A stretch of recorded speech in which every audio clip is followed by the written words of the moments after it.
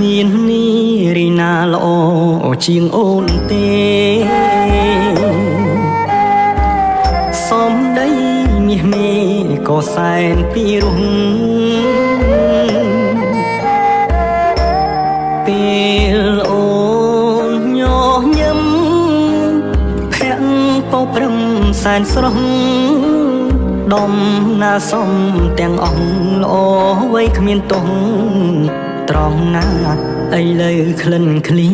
តពីបងហើយក្លិនមាស